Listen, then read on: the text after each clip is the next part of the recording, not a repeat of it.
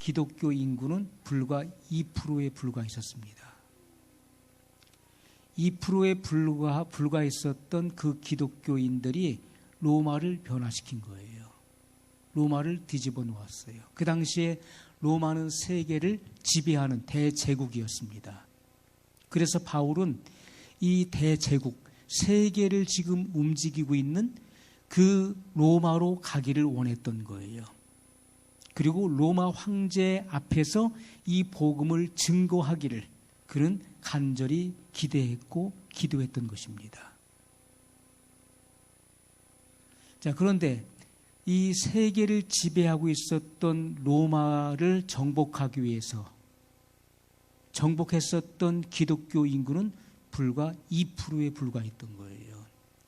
우리가 이 바닷속에 있는 염도, 그 염분이 3.5%가 되면은 이 세상에 이 바다의 물이 그렇게 많아도 그 바다가 부패하지 않는다는 것이죠. 그 염도가 3.5%만 있어도 그래서 그렇습니다. 자, 우리가 기독교 인구가 우리나라에 얼마나 많습니까? 1200만을 이야기하고 우리 이제 개신교와 그 카톨릭을 합한 숫자죠. 또 이단까지 물론 포함한 숫자지만은 1000만이다, 1200만이다 이야기하는데 거의 우리 그 인구의 4분의 1을 차지한다라고 봅니다. 그런데 이 사회는 너무나 부패하고 말로 다 할 수 없이 썩었어요. 이것은 우리가 빛이 되지 못하고 세상에 소금이 전혀 되고 있지 못하다고 하는 증거인 것이죠. 바다에 물이 그렇게 많다 할지라도 3.5%의 염분이 있으면 절대로 그 물은 썩지 않는 거예요. 로마를 변화시켰던 기독교 인구는 불과 2%에 불과했지만 세상을 변화시켰어요. 그러나 이 기독교가 국교화됐을 때 기독교는 말로 다 할 수 없이 이제 하향의 길을 걷게 됩니다. 그런데 그 당시에 기독교를 이제 국교화하고 이제 국교로 선언을 하게 된 것이죠.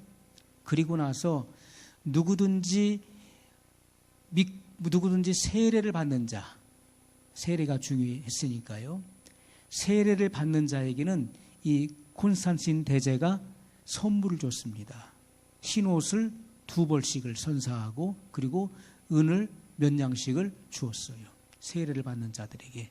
그러니까 얼마나 많은 사람들이 몰려들었겠습니까? 너도 나도 할 것 없이 기독교를 그냥 받아들인 거예요. 왜? 옷을 하사받고 그리고 은을 받으니까 너나 할 것 없이 달려들어서 기독교를 받아들인 것입니다. 그러다 보니까 이것은 진정한 예수 그리스도를 믿는 믿음으로 말미암아 거듭난 신자들이 세례를 받는 것이 아니라 종교인들이 탄생되게 된 것이죠. 말로 다 할 수 없이 부패하기 시작했던 것입니다. 우리가 교회는요, 무언가를 바라고 온다면은 그 믿음은 절대로 성장할 수 없다는 것입니다. 우리가 하나님을 믿는 거예요. 하나님. 우리가 예수 그리스도를 믿는 믿음 안에서 우리가 믿음이 성장하는 것이지 무언가의 어떤 대가를 바라고 축복을 바라고 어떤 만사 형통을 바라고 온다면은 또 사람을 바라보고 오는 사람은요, 그 믿음이 절대로 성장할 수 없다는 것입니다. 자, 우리가 서문학교회, 지난 시간에 서문학교회를 살펴보았습니다. 서문학교회는 극심한 환란의 중심에 있었던 교회였어요. 그럼에도 불구하고 서문학교회는 책망이 없습니다. 칭찬만 있었던 교회였어요. 그러나 오늘 버가목교회는 어떻습니까? 먼저 칭찬이 나오지만은 책망이 나오고 있습니다. 여긴 책망이 있었다는 거예요. 자, 이렇게 버가목교회는 이제 세상과 짝하여서 엄청난 그런 기독교 인구가 한순간에 그렇게 급성장을 하게 됐습니다. 그러나 하나님께서 인정하시지 않는 교회였다는 것이죠. 사람의 눈으로 봤을 때는요, 성장한 교회요, 성공한 교회예요. 대교회로 성장했습니다. 그 교회는 교세가 넘치고 재정이 넘쳐났어요. 그러나 하나님 보시기에는 그 교회가 결코 바른 교회가 아니었다는 것입니다. 그 교회는 진리가 결핍되어 있었던 교회였어요. 우리가 마태복음 24장 4절 이하의 말씀을 보게 되면요, 우리가 이 개역 성경에 나오지 않는 그 구절이 킹제임스 버전에는 기록되어 있어요.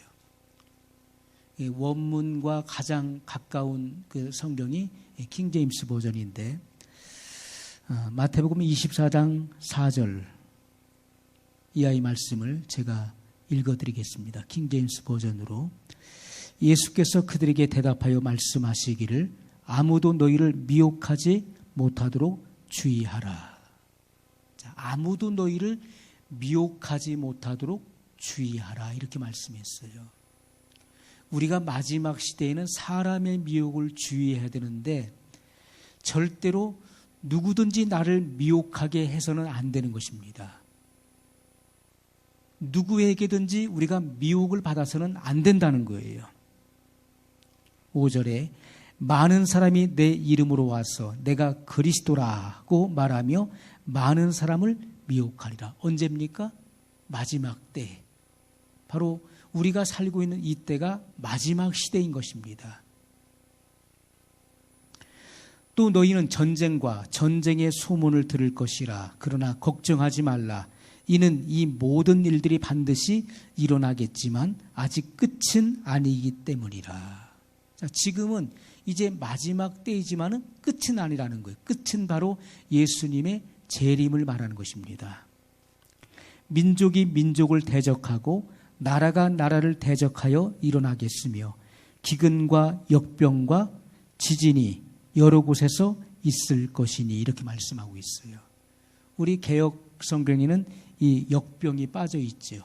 여기는 역병이 들어가 있어요. 자, 마지막 시대에 민족이 민족을 대적한다고 그랬습니다. 나라가 나라를 대적하여 일어나겠으며, 우리 지금 한반도 상태도 그러하거니와 지구 곳곳에서 이러한 일들이 지금 실체화되고 있습니다.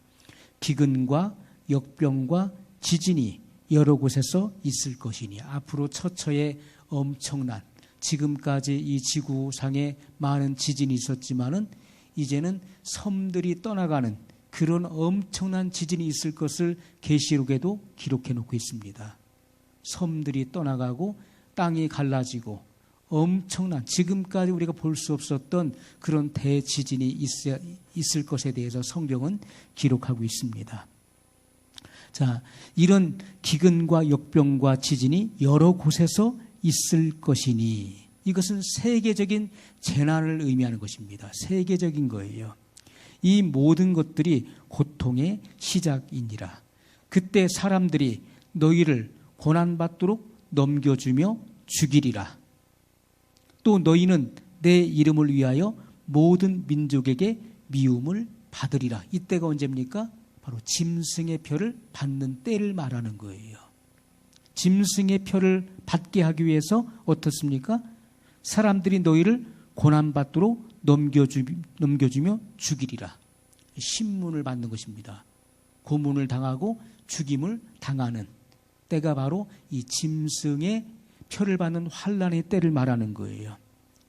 또 너희는 내 이름을 위하여 모든 민족에게 미움을 받으리라.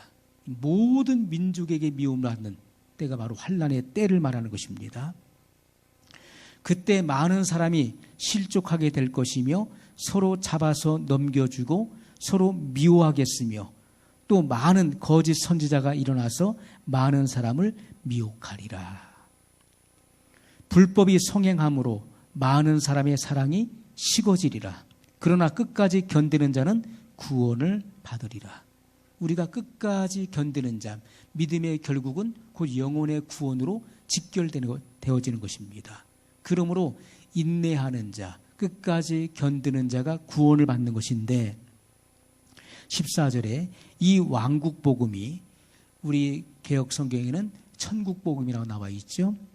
자, 이 왕국 복음이 모든 민족에게 증거되기 위하여 온 세상에 전파되리니 그런 후에야 끝이 오리라. 자, 우리가 지금의 속도로 복음이 전파된다면은 앞으로 100년이 지나고 200년이 지나도 이 복음 전파가 전 세계에 증거된다는 것은 거의 불가능한 일이에요.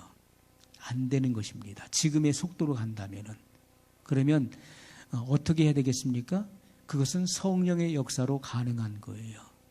오순절에 임했던 성령의 역사와 같이 그러한 오순절의 역사와 같은 성령의 역사가 이 마지막 시대에 다시 한번 일어날 것을 성경은 예언하고 있습니다. 그것이 늦은 비 성령의 역사라는 것입니다. 늦은 비 성령을 부어주심으로 초대교회에도 베드로의 설교를 통해서 3,000명, 5,000명 그리고 수만 명이 돌아오는 그런 초대교회 역사와 같은 역사들이 일어나게 될 것을 성경은 분명히 예언하고 있다는 것입니다. 그런데 늦은 비 성령의 역사는 바로 추수를 위한 역사이기 때문에 초대교회 역사보다도 훨씬 더 강력하게 일어날 것이라는 것이죠. 그렇지 않으면 온 천하에 이 천국 복음이 증거될 수가 없는 것입니다. 북한의 저 정권도 무너져야 되는 것이고 이슬람도 무너져야 되는 것입니다. 그래서 이 천국 복음이 증거돼야 되는 것입니다. 하나님은 이 위대한 역사를 이루실 것인데 누구를 통해 이루십니까? 14만 4천인을 통해서 이루신다는 거예요. 하나님께서 이 마지막 시대에 그들을 일으키시는데 그들은 예수의 증거를 가진 자들이고 어린 양 예수께서 어디로 인도하시든지 따르는 자들이라고 성경은 분명히 약속하고 있습니다. 자, 이 약속이 그들을 통해서 성취될 것이고 그리고 전 3년 반 이제 대환란에 진입했을 때 전 3년 반 기간에 두 증인의 역사가 이제 펼쳐지게 된다는 것입니다. 자, 주님은 이 약속을 우리에게 주고 있는 것입니다. 이 왕국 복음이 모든 민족에게 증거되기 위하여 온 세상에 전파되리니. 이런 위대한 역사가 일어난 후에 그런 후에야 끝이 오리라. 이렇게 예수님께서는 말씀을 하신 것입니다. 자, 우리가 이제 성경을 우리가 정확하게 다시 이제 말씀을 이제 봐야 될 것입니다. 그래서 우리가 이 땅에서 교회 생활을 한다는 것은요, 마치 나그네와 같은 것입니다. 그래서 나그네와 행인 같은 너희를 권하노니. 우리가 이 땅에 살아갈 동안에 어떻게 행해야 되겠습니까? 나그네와 행인으로서의 삶으로 우리가 살아가야 된다는 것입니다. 나그네의 삶을 살아가야 된다는 거예요. 그것은 체류자를 말하는 것인데 우리가 나그네는 우리가 눈으로 봐도 금방 알 수 있어요. 아, 저 사람 얼마 있다 떠나려고 하나 보다. 그것은 눈으로 우리가 인식할 수 있는 거예요. 아, 저 사람은 여기 이곳에서 오래 살 사람이 아니구나. 저 사람은 얼마 있다가 떠날 사람이구나. 왜? 그 사람의 살아가는 모습, 삶의 모습을 통해서 금방 알 수 있는 거예요. 그런데 우리는 이 땅에서 마치 천년 만년 살 것처럼 그렇게 버티고 살려고 그래요. 그러나 성경은 우리에게 말씀하시기를 너희는 이 땅에 살아갈 동안에 마치 외국인처럼 지내라는 것입니다. 외국인, 나그네. 여기 잠시 머물다가 우리는 본향으로 갈 사람들이에요. 언제든지 본향으로 갈 차비를 하고 살아가야 된다는 것을 분명히 말씀하고 있어요. 세상 사람들의 눈에 보기에 우리는 그러한 모습이 역력히 보여야 되는 거야. 아, 저 사람은 이 땅에 소망을 가지고 있는 사람이 아니다. 저 사람은 천국의 소망을 갖고 있는 사람이야. 이 땅에서는 잠시 머물다가 곧 갈 사람들이야. 이것이 우리의 삶 속에서 그들에게 보여져야 된다는 것입니다. 우리가 배는 항상 물 위에 있어야 되는 거예요. 물이 배 안에 들어오면 큰 문제가 생기는 것입니다. 배와 물은 불과 분리의 관계예요. 배는 물을 떠나서는 존재할 수가 없는 거예요.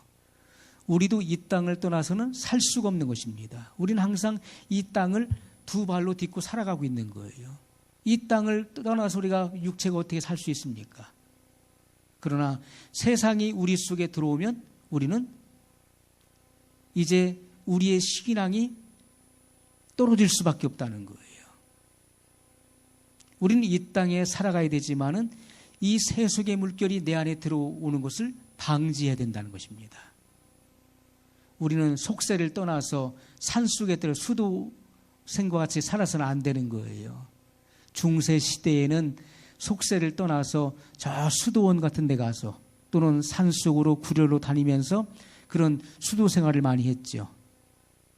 그래서 예수님의 성언을 받으려고 했던 것입니다. 그 흔적, 거룩한 흔적을 받기 위해서 그들은 많이 노력을 했어요. 예수님께서 헐몬산에 올라가셨을 때 그곳을 변화산이라고 그렇게 성경은 기록하고 있습니다.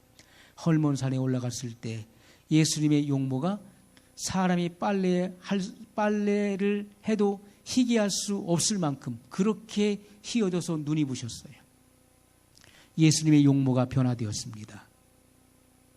제자들이 세 제자가 졸다가 깨서 보니까 예수님의 변화된 용모를 보았고, 그리고 모세와 엘리야가 나타나서 예수님과 별세에 대해서 말씀하고 있는 것을 듣게 되었습니다. 그 장면을 보고 시몬 베드로가 뭐라고 합니까? 주여, 우리가 여기 있는 것이 좋사오니 이곳에 초막 셋을 짓되 하나는 주를 위하여, 하나는 모세를 위하여, 하나는 엘리야를 위하여 짓고 여기서 삽시다. 예수님은 베드로의 그 청을 거저라 뿌리치시고 문제 많은 이 땅에 내려오셨어요. 이 땅에 내려왔을 때 무슨 일이 있었습니까? 간질병 들리는 귀신 들린 자 9 제자가 그를 고치려고 했지만은 고쳐내지 못했어요. 예수님은 문제가 많은 이 땅으로 그들을 데리고 내려오셨다는 거예요. 주님이 우리에게 말씀하시는 것은 문제가 많고 할 일이 많은 이 땅에서도 우리가 얼마든지 성화된 삶을 살아갈 수 있다는 것입니다. 예수님이 그 모본이 되시는 것이죠. 우리는 이 성화를 가리켜서 그리스도인의 완전이라고 불리는 것입니다. 그리스도인의 완전. 그래서 우리가 성화된 삶을 능히 살 수 있다는 것을 분명히 말씀하셨어요. 그래서 우리가 우리 안에 세속의 물결이 들어오는 것을 언제든지 우리는 방지해야 된다는 것입니다. 자, 오늘 2장 12절 말씀, 버가모 교회에 예수님께서 어떤 모습으로 나타나셨는가를 한번 보겠습니다. 버가모 교회 사자에게 편지하기를 좌위에 날선 검을 가진 이가 가라사대. 자, 예수님께서 어떤 모습으로 나타나시죠? 좌우에 날선 검을 가진 이. 이것이 바로 성령의 검을 말하는 것입니다. 하나님의 말씀이 바로 성령의 검이에요. 히브리서 4장 12절에 보면 하나님의 말씀은 살았고 운동력이 있어 좌우에 날선 어떤 검보다도 예리하여 혼과 영과 및 관절과 골수를 찔러 쪼개기까지 하며 또 사람의 마음과 뜻을 감찰하나니, 이렇게 말씀하고 있어요. 하나님의 말씀을 가리켜서 좌우에 선 날선 검으로 말씀을 하고 있는 것이죠. 자, 우리는 이 검이 하는 이 두 가지 이 양면성을 우리가 알아야 되는 것입니다. 칼과 검은 차이가 있는 것이죠. 집에서 쓰는 것은 칼이에요. 집에서 쓰는 칼은 한쪽은 날이 섰지만은 한쪽은 묵뚝한 거예요. 그러나 검이라고 하는 것은 양쪽이 날카로운 것입니다. 양면이 그 날이 서 있는 것이죠. 이 전쟁터에 나갈 때 뭘 갖고 나갑니까? 검을 가지고 나가는 거예요. 양날이 서 있는 양날 검을 가지고 나가는 것입니다. 하나님의 말씀을 가리켜서 좌우에 날선 검으로 비유를 하고 있어요. 자, 오늘 우리가 하나님 말씀을 지금 듣고 있습니다. 이 말씀을 듣는 우리의 영적 자세, 신앙적 반응은 어떻게 나타내야 될까요? 우리가 전쟁터에 나가기 전에 임금이 그의 충성된 장군 신하에게 검을 하사하게 됩니다. 왕이 가지고 있는 검을 하사하면서 너는 이 검으로 이 나라를 지키라. 적군을 물리치라 하면서 그 검을 하사합니다. 그때 이 장군은 그 검을 받아들이는 거예요. 그 좌우의 날선 검을 가지고 군사를 이끌고 나가서 적과 싸우는 것입니다. 오늘 우리가 하나님의 말씀을 받는 성도들의 신앙적 자세는 이러한 전쟁터에 나가기 전에 뭐가 필요합니까? 검이 필요한 것이잖아요. 이 좌우의 날선 검, 성령의 검을 받아들이는 그 자세를 가지고 이 말씀을 받아야 된다는 것입니다. 그래야만 이 말씀이 여러분 안에 들어가서 여러분은 이 말씀을 사용하게 될 것입니다. 우리가 그냥 하나님 말씀을 들으면은 내 삶이 잘 살고 형통하고 그리고 내가 출세하고 나의 영달을 위해서 이 말씀을 받는 자세라면은 결코 여러분들은 이 말씀을 10년, 20년을 들어도 여러분 속에 결코 어떤 변화도 일어나지 않을 것입니다. 여러분은 이 좌우의 날선 검을 사용하지 못할 것입니다. 그러나 여러분들이 이 말씀을 전쟁에 나가기 위해서 출전하기 전에 이 검을 받는 자세를 가지고 이 말씀을 듣는다면 이 말씀은 여러분 속에 들어가서 역사하실 거예요. 반드시 여러분의 입에서 나오는 이 말씀이 증거되는 그 말씀이 성령의 검이 될 것입니다. 겸손한 자를 통해서 하나님은 역사하시는 거예요. 절대로 교만한 자, 자기 영달을 추구하는 자를 통해 주님은 절대로 역사하시지 않고 그 성령의 검을 절대로 그런 사람에게 주시지 않을 것입니다. 마음속에 사사로운 마음이나 속셈이 있는 자에게는 절대로 이 성령의 검을 주시지 않을 것입니다. 자기 자신을 완전히 비운 자에게 주님은 이 성령의 검을 주신다는 거예요. 자, 또 한 가지는요. 이 검이라고 하는 것은 뭡니까? 이것은 수술을 하는 것입니다. 수술을 하는 거예요. 자, 수술은 언제 일어나죠? 회개할 때 일어나는 것입니다. 자, 어떤 사람이 전혀 모르고 살다가 몸이 좋지 않아서 병원에 갔는데 암이라는 거, 암. 지금 암이 커져서 당장 수술을 받지 않으면 죽는다는 거예요. 그래서 빨리 그 지금 자라고 있는 그 암을 띄어내야 당신은 살 수 있다는 거예요. 그러면 어떻게 해야 되겠습니까? 그냥 버티겠습니까? 어떻게 되겠지 하고 버틸까요? 아닙니다.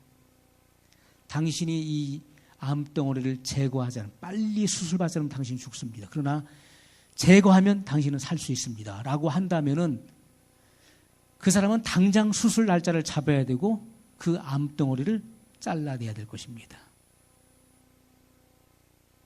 그는 의사에게 자기 자신을 맡겨야 되는 거예요. 그러면 의사는 어떻게 합니까? 메스를 가지고 배를 갈라요. 그리고 창자와 내장을 끄집어내고 그 사이에 있는 그 암덩어리를 도려낼 것입니다. 잘라서 끄집어내야 돼요. 그리고 어떻게 할까요? 다시 그 내장을 집어넣고 잘라진 그 몸을 봉할 것입니다. 그러면 그것으로 다 끝나는 건가요? 그리고 나서 얼마 동안 그 진통의 시간을 겪어야 되겠죠. 왜? 이것이 이 배를 갈랐다가 그리고 꼬맸잖아요. 그 상처가 낫기까지 그 진통의 시간을 겪어야 되는 것이죠. 하나님의 말씀은 우리가 그 말씀을 받아들이잖아요. 그래서 우리가 신앙적 자세는 주님께서 내게 오늘 어떤 말씀을 주시든지 내가 이 말씀을 내가 지켜 행하겠습니다. 그것이 나에게 손해를 가져온다 할지라도, 나에게 어떤 불이익이 온다 할지라도 나는 지금 나에게 말씀하시는 이 말씀을 그대로 지켜 행하겠습니다. 그런 자세를 가지고 이 말씀을 받아들이는 자에게 이 말씀은 들어가는 것입니다. 그리고 그 말씀은 여러분 속에서 역사할 것입니다. 여러분 속에 끊어지지 않는 죄의 모습이 있다면, 죄의 행위가 여전히 남아있다면, 아무리 내 힘으로 몸부림치고 발버둥 쳐도 끊어지지 않는 죄의 행위가 있다면 그것을 주님 앞에 겸손하게 내려놓는 자, 그런 사람 속에 주님의 말씀은 자유의 날선 검으로 들어가서 그것을 도려낸다는 거예요. 그러나 여전히 하나님의 이 말씀의 능력을 내가 의지하지 않고 내 힘으로 몸부림치는 자에게는 절대로 이 말씀은 들어가서 역사하실 수 없다는 것입니다. 주님을 시험하는 자에게도 이 말씀은 역사하실 수가 없는 거예요. 언젠간 되겠지, 언젠간 끊어지겠지, 언젠간 주님이 역사해서 바꾸겠지 하는 사람, 막연한 기대 속에 있는 사람에게 주님은 역사하시지 않는다는 것입니다. 겸손하게 지금 주님께서 큰 일을 행하실 것을 내가 믿고 주님 앞에 내려놓는 그 사람에게 이 말씀의 날선 검은 들어가서 수술을 하신다는 거예요. 내 힘으로 해결할 수 없는 어려움의 문제를 할지라도 주님 앞에 겸손히 내려놓는 자, 내가 끊을 수 없는 그런 죄악의 덩어리를 할지라도 주님 앞에 맡기는 자에게 이 말씀의 성령의 검이 들어가서 수술을 단행하신다는 것입니다. 그것이 끊어질 때는 뭐가 있습니까? 진통이 있는 거예요. 끊어지고 나서도 얼마 동안은 그 진통이 남아있는 것입니다. 그러나 이 수술을 단행하지 않으면 결코 이 죄악으로 인해서 여러분은 부패하게 될 것이고 그 암덩어리로 인해서 여러분은 죽을 수밖에 없다는 거예요. 우리가 여러분 예수님을 믿고 난 이후에 하나님의 자녀가 된 이후에도 죄를 지을 수 있습니다. 그러나 그 죄를 가지고 언제까지 끝까지 그 죄를 가지고 천국에 갈 수 있을까요? 그럴 수 없는 것입니다. 계시록에는 분명히 말씀하고 있어요. 천국에 올 자가 누구인지, 그리고 천국에 올 수 없는 자가 누구인지에 대해서 분명히 성경은 밝히고 있습니다. 거짓말하는 사람도 천국에 올 수 없다고 분명히 말씀하고 있어요. 탐욕하는 자도 올 수 없다고 말씀하고 있습니다. 음행하는 자도 올 수 없다고 말씀하고 있어요. 성경에는 분명히 우리가 죄를 가지고서는 천국에 올 수 없다는 것을 분명히 말씀하고 있어요. 그러나 오늘날 마지막 시대의 미혹은 무엇입니까? 마지막 시대의 그 미혹은요, 한 번 구원은 영원한 구원이라고 하는 거예요. 내가 하나님의 자녀가 됐어. 나는 하나님의 택함 받았어. 그래서 회개하지 않아도, 나는 죄를 짓고도 회개하지 않아도 나는 천국 갈 수 있어. 그것은 엄청난 미혹이에요. 그것은 사단의 역사입니다. 오늘 본문의 말씀에도 주님은 버가모 교회에게 회개를 명령하셨다는 거예요. 네가 회개하라, 이렇게 분명히 말씀하고 있다는 것입니다. 죄를 가지고는 여러분은 결단코 천국에 들어갈 수 없어요. 하나님의 나라를 유업으로 받을 수 없다는 것을 성경은 분명히 말씀하고 있습니다. 우리가 성경을 우리가 정확하게 다시 보는 우리가 눈을 가져야 될 것입니다. 자, 여기 예수님께서 버가모 교회에 자유의 날선 검을 가진 이로 나타나셨어요. 이 자유의 날선 검은 바로 심판을 의미한다는, 심판. 검은 심판을 의미해요. 그래서 말씀에 불복하면 어떻습니까? 베어버린다는 것입니다. 여지없이 베어버린다는 거예요. 자, 내가 어디 사는 것을 내가 아노니 거기는 사단의 위가 있는 데라. 위가 뭐죠?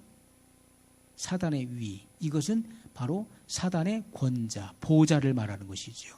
여기 버가모 교회는요, 버가모는 이 사단의 보호자가 있는 곳. 그렇다면은 이곳은요, 그 우상 숭배, 사단의 사령부가 있는 장소였던 것이죠. 황제 숭배가 성행됐었고, 특별히 이 뱀신을, 뱀 형상을 만들어 놓고 뱀신을 숭배하는 우상 숭배의 본거지였습니다. 이러한 이 사단의 이 사령부가 있었던 이 버가모 지역에서 신앙생활을 한다는 것은 보통 어려운 일이 아니었던 것이죠. 예수님은 그걸 아시는 거예요. 내가 지금 있는, 내가 신앙생활하고 있는 그곳이 바로 사단의 보호자가 있는 곳임을 내가 알고 있다는 거예요. 신앙생활을 하기가 어렵다는 것도 알고 있다는 거예요. 자, 사단의 위가 있는 데라 내가 내 이름을 굳게 잡아서 내 충성된 증인 안디바가 너희 가운데 곧 사단에 거하는 곳에서 죽임을 당할 때에도 나를 믿는 믿음을 저버리지 아니하였도다.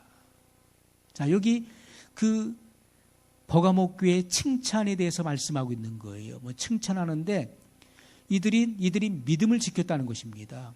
신앙생활하기 어려운 그 지역에서도 그들은 우상 숭배를 하지 않았습니다. 황제 숭배를 하지 않았어요. 그리고 여기 충성된 증인 누가 나옵니까? 안디바가 나오고 있지요. 자, 안디바라고 하는 사람이 순교를 당했다는 거예요. 자, 여기 보세요.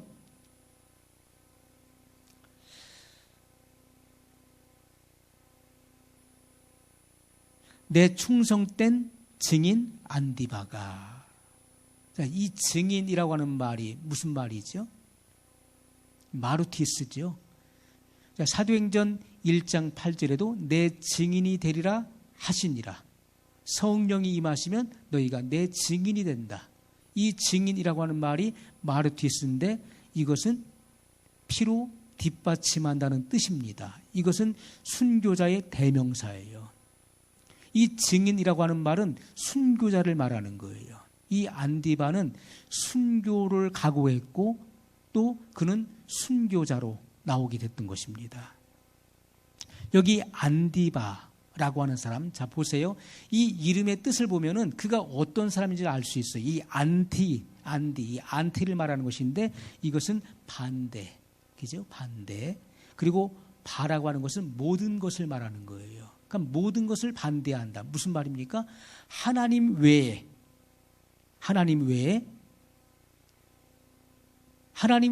것은 다 반대한다. 그는 하나님 편에 서서 하나님 외의 것들은 모든 것이든 모든 것을 다 반대한다. 그 이름이 그런 뜻을 가지고 있다는 것이죠. 자, 이런 사람이 바로 순교자예요. 하나님 편에 서서 하나님 외의 것들에 대해서는 내가 모든 것을 다 반대하는 거예요. 그래서 그가 죽임 당할 때 너희는 내 이름을 굳게 붙잡고 나에 대한 믿음을 부정하지 않았다. 부인하지 않았다. 이런 칭찬이 그들에게 있는 것입니다. 전승에 의하면요.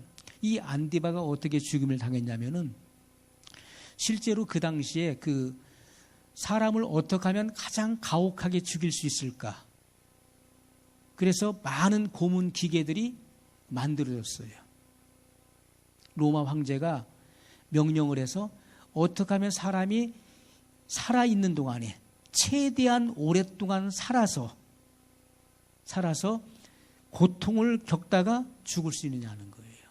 그 고문 기계를 만들라. 그래서 제작해낸 기계가 뭐냐면은 그 노수로 그 송아지의 형상을 만든 것입니다. 노수로 송아지 형상을 만들었어요. 그래서 이것을 뚜껑을 열게 돼 있는 것이죠. 뚜껑을 열어서 사람을 곧 집어넣는 거예요. 이 안디바가 그렇게 죽임을 당했던 것이 전승에 기록되어 있어요.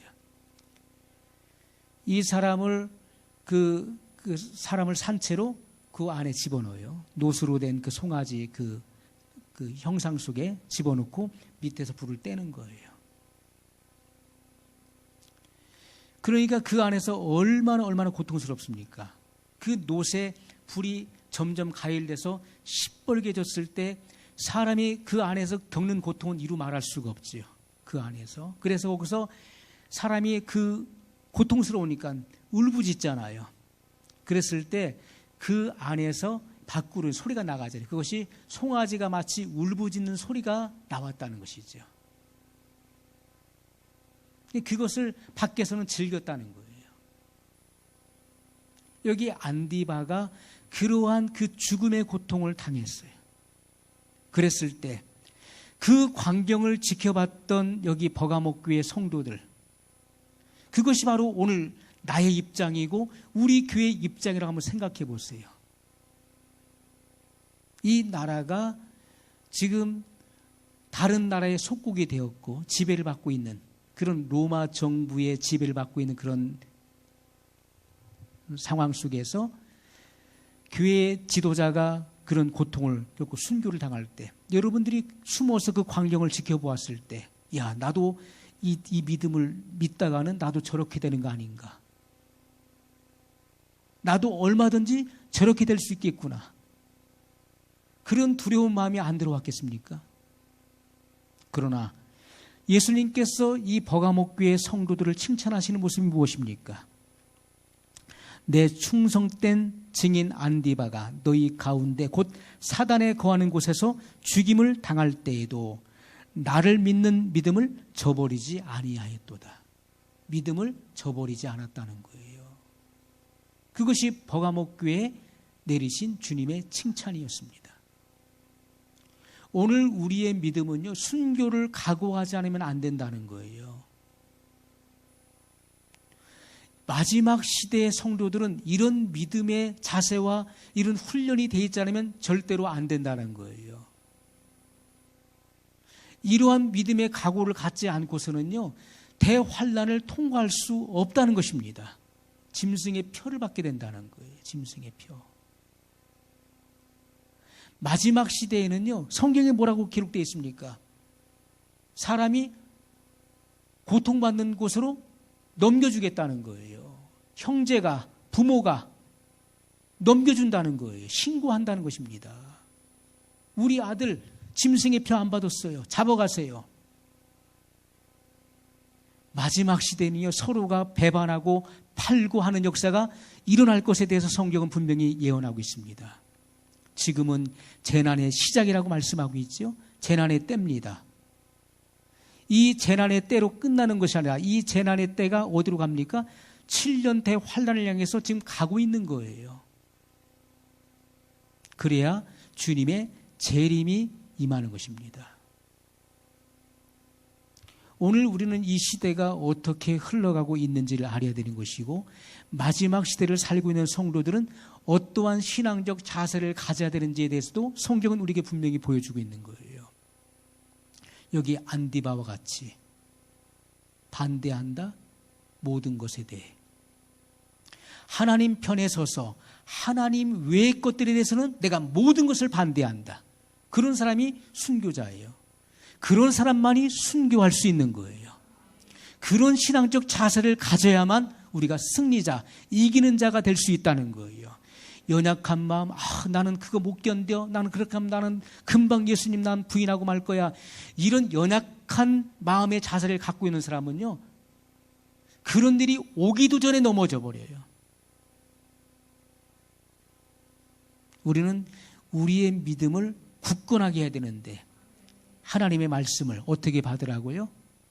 전쟁터에 출전하기 전, 전쟁터에 나가기 직전에 왕으로부터 검을 하사받는 그런 자세를 가지고 이 말씀을 받아들이라는 것입니다. 그리고 이 말씀을 반복해야 되는 것입니다. 반복. 이 하나님의 진리의 말씀이 여러분 속에 가득 채워져서 입을 열어서 이 말씀의 검이 나갈 수 있도록 해야 되는 것입니다. 그렇지 않으면 안 되는 거예요. 이 말씀의 검은 받았지만은 검을 사용할 줄을 모른다면은 어떻게 되겠습니까? 6.25 사변 때 우리나라는 전쟁할 준비가 전혀 안 돼 있었어요. 북한군이 밀려 들어오고 나중에는 중공군이 막 밀려왔죠. 우리나라 사람들은 훈련받지 못해서 전쟁을 전혀 생각지 못했었어요. 그래서 어떡합니까? 학도병들을 모집하고 또 한 번도 싸워보지 못했던 사람들을 막 모집한 거예요. 그리고 총을 쏘는 방법, 기술도 채 익히지 못한 채로 총을 지급해서 내보냈어요. 그리고 어떻습니까? 훈련받지 않았으니까. 저기 북한군이 밀려오고 중국군이 밀려오는 거 어때요? 막 총알이 빗발치듯 쏟아지니까 무서우니까 그냥 하늘에 공중에 대고 막 총을 쏴댔다는 거예요. 훈련된 사람은 어떻습니까? 표적을 정조준해야 되는 것이죠. 차분하게 정조준해야 되는 거예요. 우리가 군에 가면은 이 총검술을 배우잖아요. 그리고 사격하는 방법을 배웁니다. 서서 쏴, 앉아 쏴, 엎드려 쏴. 그리고 정확하게 표적을 정조준해서 방아쇠를 당겨야 되는 거예요. 그런데 무서우니까 적이 어디 오는지 막 볼 여지도 없는 거예요. 무서우니까 막 위로 대고 총을 쏴야 돼요. 총알을 막 다 낭비해버리는 거예요. 우리가 전쟁터에 나가는 사람은요, 총을 사격을 하는 방법을 배워야 되겠죠. 총을 어떻게 쏴야 되는지. 또 총이 고장났을 때 어떻게 됩니까? 총을 분해하고 그 안을 다 손질하고 다시 조립할 수 있는 방법도 배워야 되는 거예요. 우리가 검을 받았다면요, 그 검을 사용할 수 있는 방법, 검술을 배워야 되는 것이죠. 하나님 말씀을 내가 머릿속에 안다고 해서 그 말씀을 다 사용할 수 있는 것은 아니죠. 이 말씀이 그냥 지식으로 머릿속에 들어간 사람은요, 절대로 이 말씀이 검이 되어 여러분의 입을 통해 나오지 않을 것입니다. 그것은 율법이 되는 것이고 지식이 되고 그냥 상식이 되고 마는 거예요. 그러나 이 말씀을 하나님 앞에서 겸손한 마음으로, 주여, 제가 이 말씀의 검을 받습니다. 성령의 검을 제가 받아들입니다. 이 말씀을 겸손히 받아들이는 사람은요, 이 말씀이 여러분의 마음속에 들어가게 될 것입니다. 그리고 경건에 이르기를 훈련해야 돼요. 이 말씀을 주야로 묵상해야 되는 것입니다. 이 말씀을 묵상의 단계까지 이르게 되었을 때, 이 말씀을 읽고 암송하고 묵상하는 단계에 이르게 되었을 때, 이 말씀은 여러분의 입을 통해서 증거되게 될 것입니다. 그것이 성령의 검으로 나오는 것이고, 사탄의 그 심장을 찌르는 그러한 양날검으로 나가게 될 것입니다. 이렇게 버가모 교회는 예수님의 칭찬이 있었던 교회였어요. 자, 그러면서 예수님께서는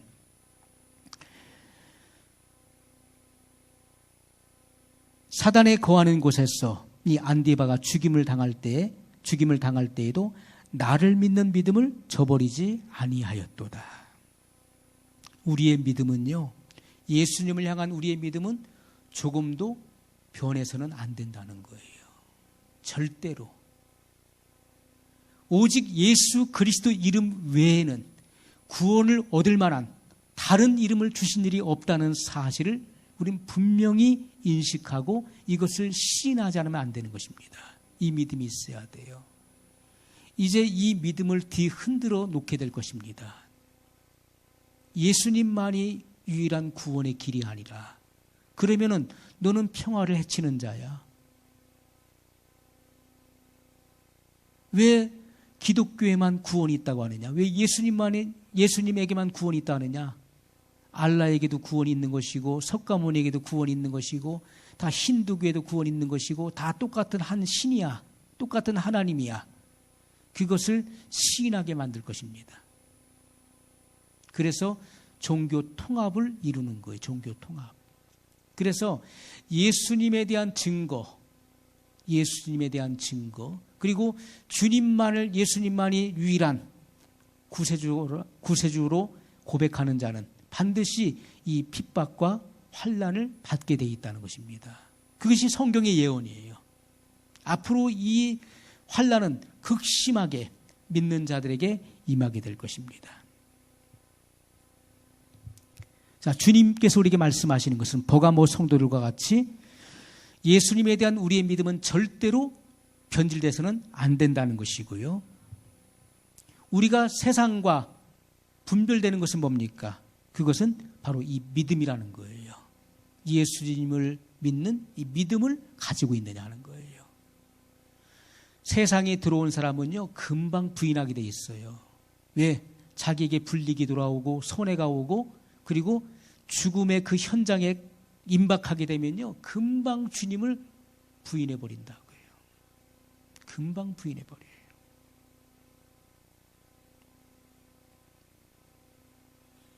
자, 그러나 예수님께서는 너에게 몇 가지 책망할 것이 있다라고 말씀을 하고 있습니다. 14절 말씀. 그러나 내게 두어 가지 책망할 것이 있나니 거기 내게 발람의 교훈을 지키는 자들이 있도다. 발람이 발락을 가르쳐 이스라엘 앞에 올무를 놓아 우상의 제물을 먹게 하였고 또 행음하게 하였느니라.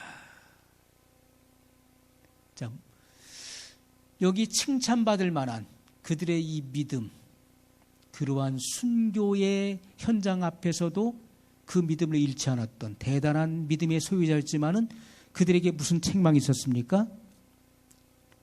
발람의 가르침을 지키는 자들이 있다는 거예요. 발람의 가르침.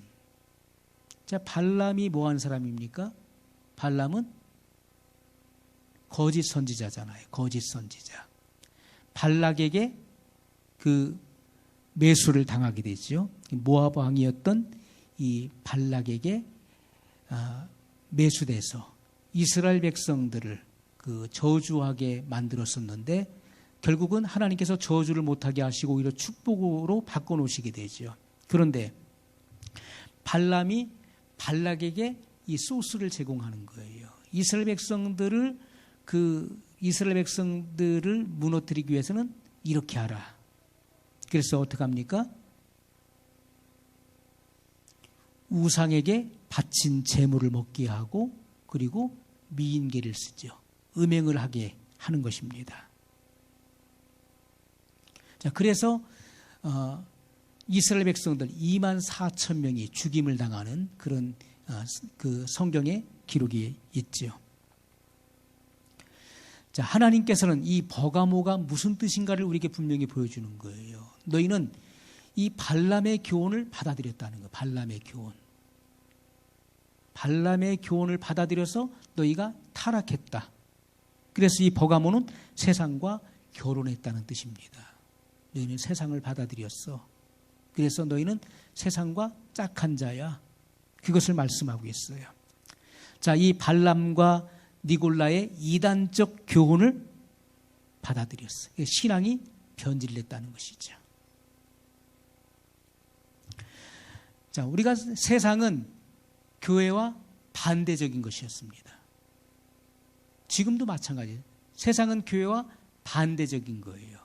그러면 교회는 세상과는 반대이기 때문에 이 세상의 조리와 흐름을 역행해야 되는 거예요. 하나님의 말씀은 세상의 교훈과는 역설적인 것입니다. 이 말씀은 패러독스한 거예요. 그런데 세상의 물결이 들어오니까 어떻습니까? 세상과 짝하게 되는 거예요. 거부하지 않고 그대로 흡수하게 됐다는 것이죠. 자, 우리가 교회라는 뜻이 무엇인지를 알아야 되겠죠. 교회. 우리가 신약의 교회는 성도들을 말하는 것입니다. 이 건물인 교회가 아니잖아요. 주님께서 피로 값주고 사신 교회는 이 건물인 교회가 아니라 성도들 자신이에요. 저와 여러분이 신약의 교회를 말하는 것이죠. 이 교회라고 하는 것은 우리가 믿는 성도들의 모임, 집합체를 가리켜서 교회라고 말할 수 있는 거예요. 오늘 저와 여러분은 예수님께서 그 고귀한 피를 흘려 값주고 사신 주님의 몸된 지체들이에요. 그래서 우리가 귀한 존재라는 것입니다. 그러면 이 교회라고 하는 말의 헬라어 말의 뜻은 에클레시아예요. 에크라고 하는 것은 밖으로부터, 레시아는 불렀다. 밖이 어디입니까? 세상이잖아요. 세상으로부터 분리시킨 것입니다. 세상에 있었던 우리들을 흑암의 권세에서 그의 사랑의 아들의 나라로 옮기신 거예요. 세상으로부터 불러낸 모임을 가리켜서 교회라고 하는 것입니다. 그러면 우리는 교회는 세상과 짝하지 않고 세상으로부터 분리된 거예요.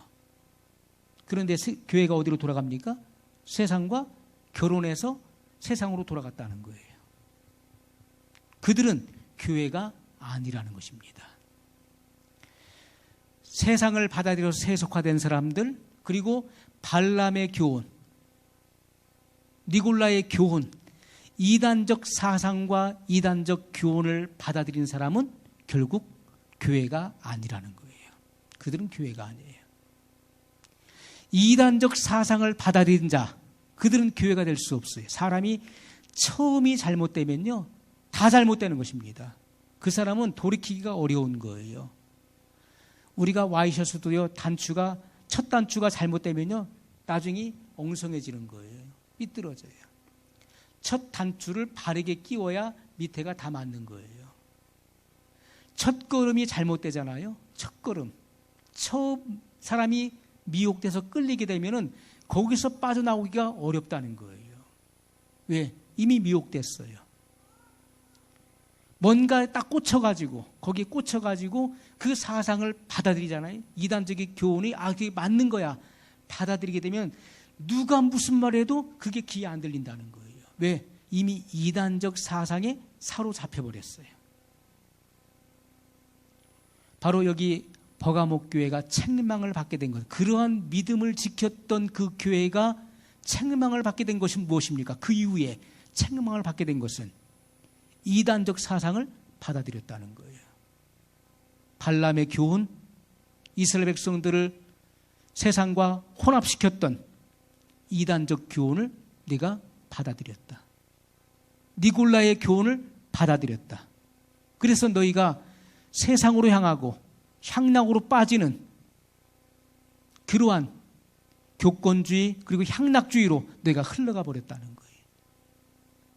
그것을 너희가 회개하지 않는다면 주님은 그들을 심판해 버리시겠다고, 내버리시겠다고 주님은 그렇게 말씀하고 있다는 것입니다. 세상으로 돌아간 사람은요, 이단적인 사상을 받아들여서 거기서 나오지 않는 사람은 더 이상 교회가 아니라는 것을 말씀하고 있어요. 에클레시아가 아니라는 거예요.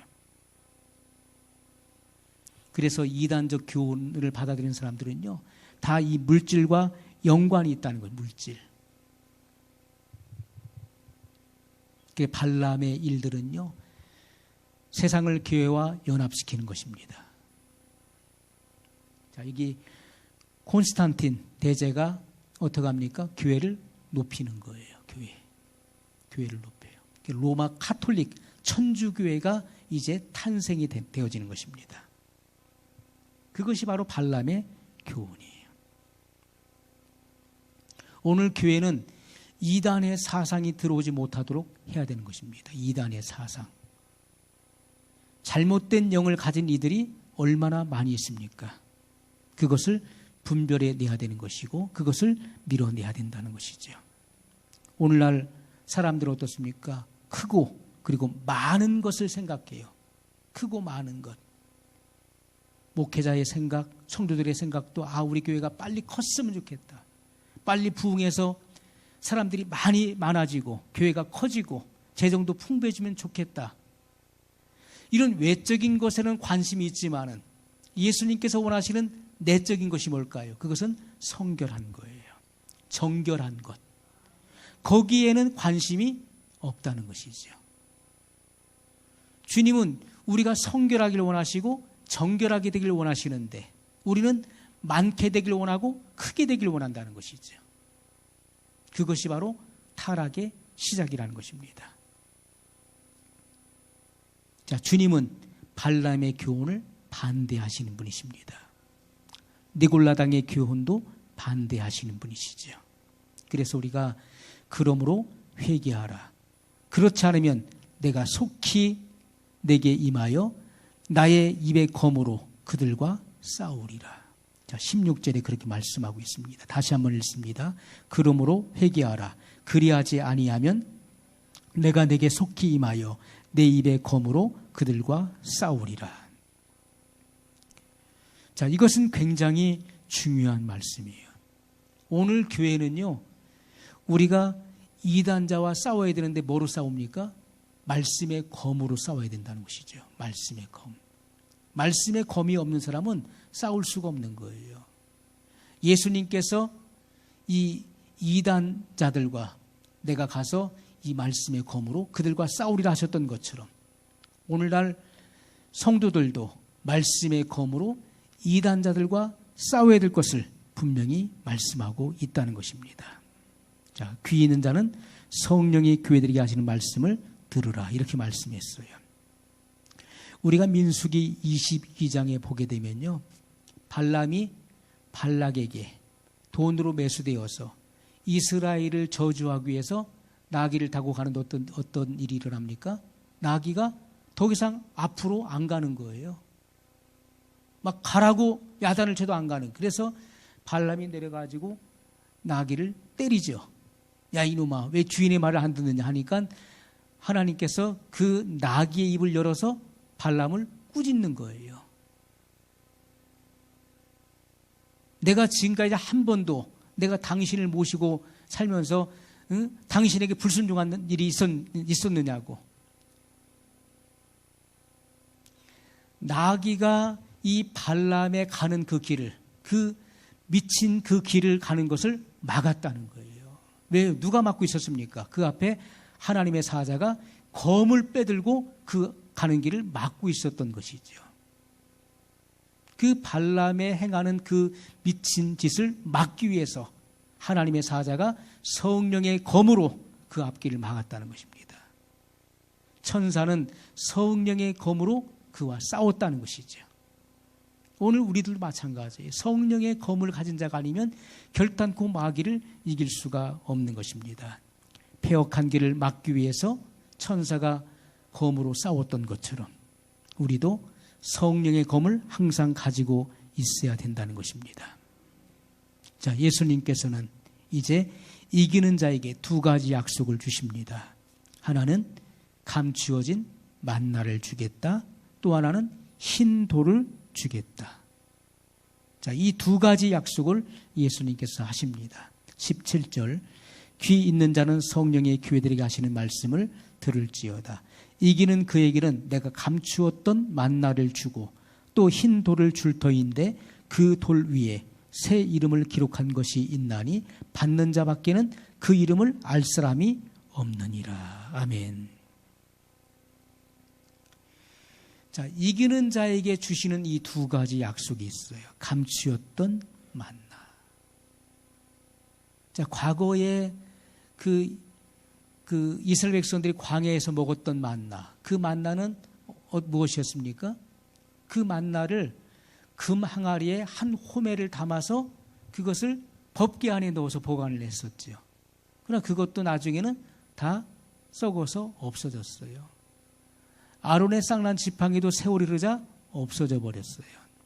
결국 남은 것은 두 돌판만 남았던 것입니다. 이스라엘 백성들은 그 광야길을 가면서 하나님께서 매일 아침 새벽마다 이슬이 내릴 때 그 투명하고 가시 같은 아주 작은 그 만나를 주어 먹게 했어요. 자, 첫날 하나님께서 이스라엘 백성들이 광야에 나왔을 때 그 일주일 만에 그 애굽에서 가지고 나온 식량이 다 떨어졌어요. 그들의 갈 길은 막막하고 먹을 것이 없었어요. 무려 300만 명이 되는 그 엄청난 숫자가 무엇을 먹고 광야에서 살 수 있겠습니까? 생존할 방법이 없는 거예요. 광야에는 물도 없고 그리고 식물도 없고 무엇을 의지할 만한 것이 없었어요. 그러나 하나님께서 내가 내일 이맘때 새벽에 이슬과 함께 너희가 먹을 양식을 내려주겠다. 그들은 믿을 수가 없었죠. 하나님께서 하늘의 창을 여신들 이 많은 무리가 무엇을 먹을 수 있을까? 궁금했습니다. 그래서 새벽에 이슬이 내릴 때 장막 밖에 나가보니까 거기에 하얀 투명하게 생긴 그 가시 같은 그 식물이 내려와 있는 거예요.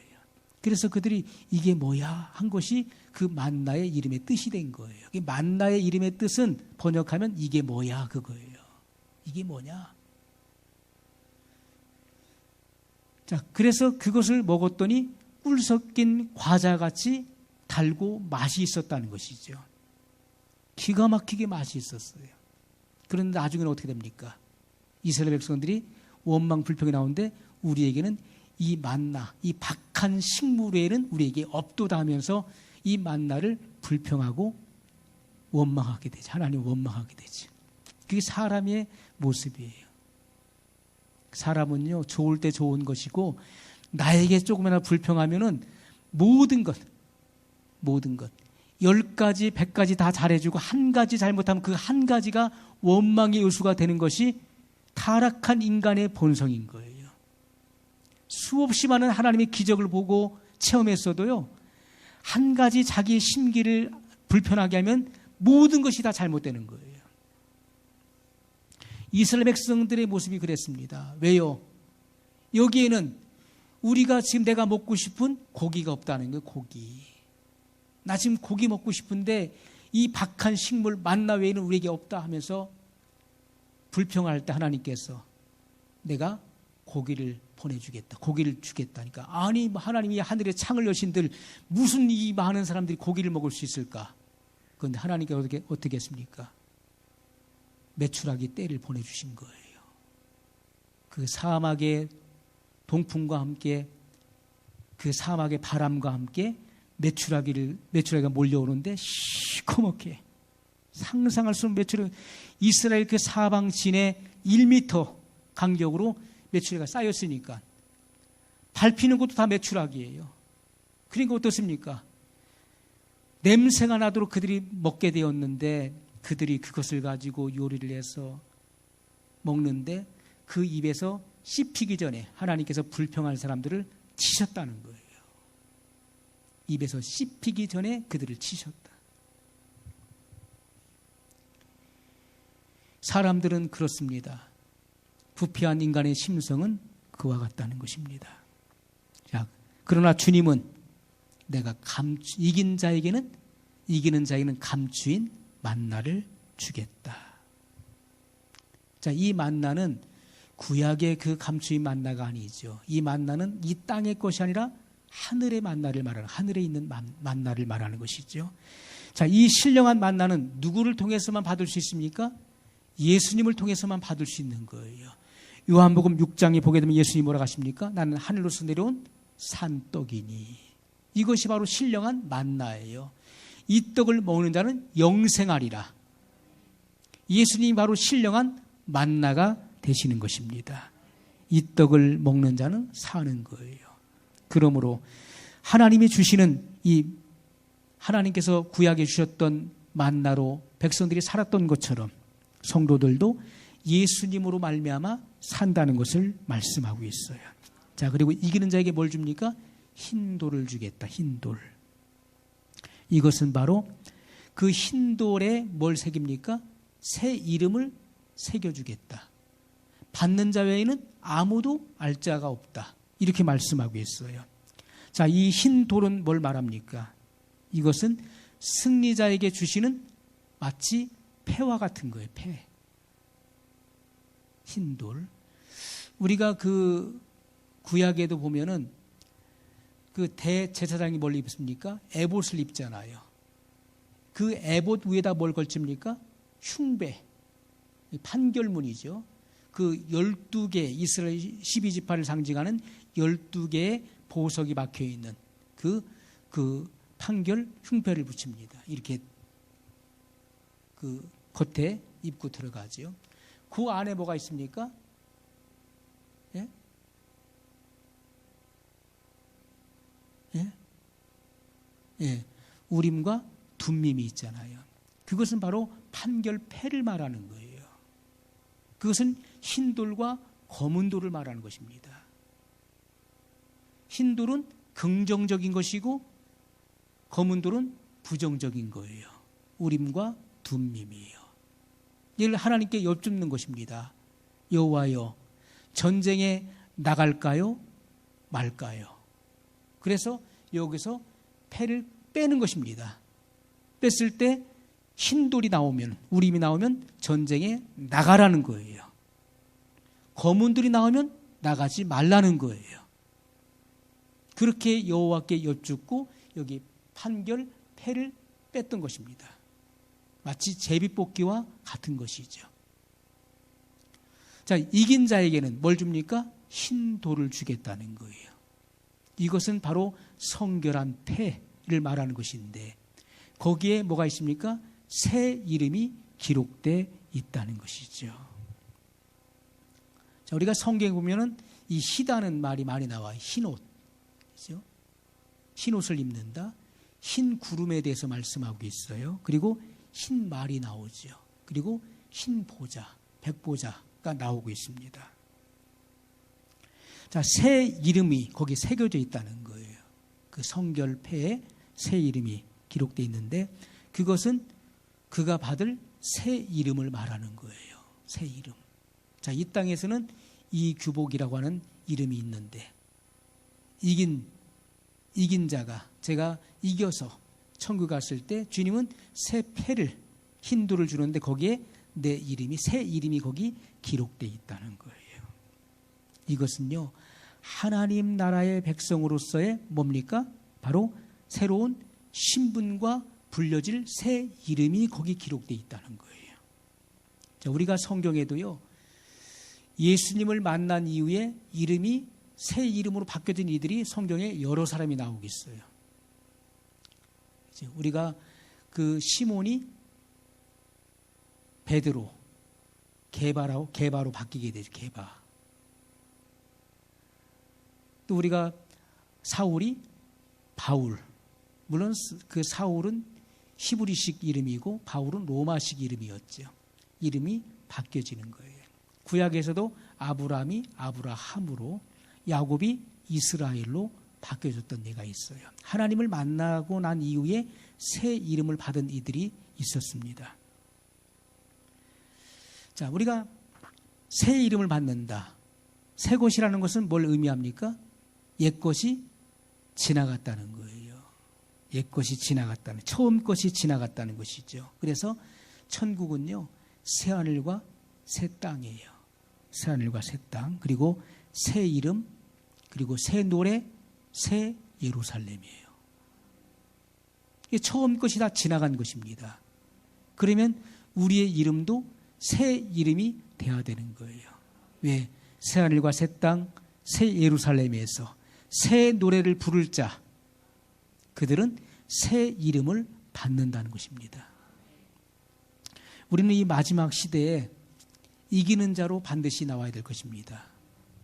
진자는 결단코 새 이름을 받을 수가 없습니다. 이기는 자로 이 땅에서 우리가 이제 마지막 해야 될 마지막 사명은 무엇입니까?